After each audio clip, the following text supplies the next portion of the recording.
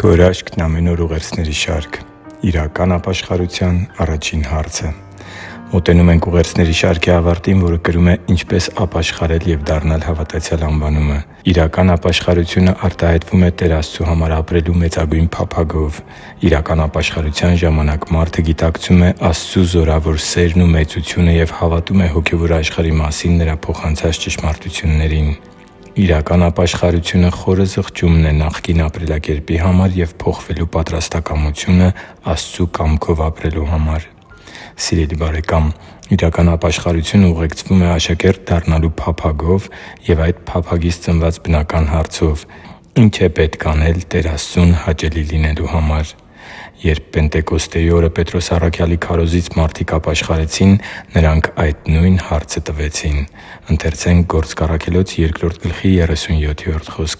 «Երբ նրանք այս լսեցին, իրենց սրտում զղջացին և Պետրոսին ու մյուս առաքյալներին ասացին. «Ի՞նչ պետք է անենք, եղբայրնե՛ր»» Աստվածաշնչում բազմաթիվ են նկարագրությունները, երբ մարդիկ հավատում են փրկության մասին քարոզին և ապաշխարելուց հետո տալիս են նույն այս հարցը։ Օրինակ՝ Հովհաննես Մկրտչի ապաշխարության մասին քարոզից հետո։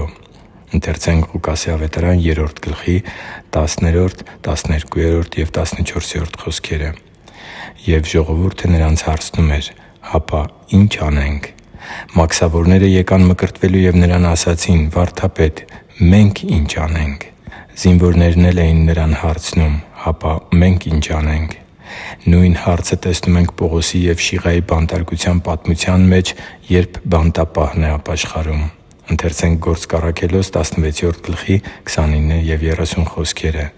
«Նա լույս խնդրեց, ներս վազեց և դողալով Պողոսի ու Շիղայի առաջ ընկավ. նրանց դուրս բերելով ասաց.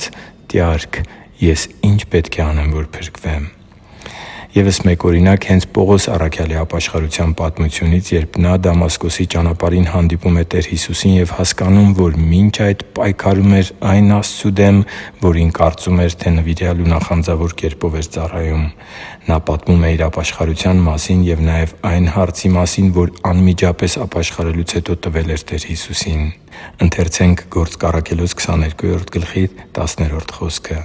«Ես ասացի. «Ի՞նչ պետք է անեմ, Տե՛ր»։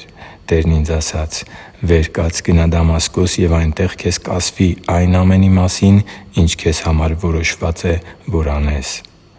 Աստծու համար թանկ ու սիրելի՛ զավակ, իսկ ո՞րն է իրական և կեղծ ապաշխարության միջև հիմնական տարբերությունը։ Կեղծ ապաշխարության մեջ կա զղջում, անգամ ափսոսանք սխալ կյանք ապրելու համար, սակայն չկա փոխվելու և Աստծու կամքի համեմատ մարդ դառնալու պատրաստակամությունը։ Կեղծ ապաշխարության ժամանակ չի ծնվում իրական ապաշխարության առաջին հարցը՝ ի՞նչ է պետք անել Տեր Աստծուն հաճելի լինելու համար։ Ապաշխարությունը սոսկ հուզական ապրում չէ,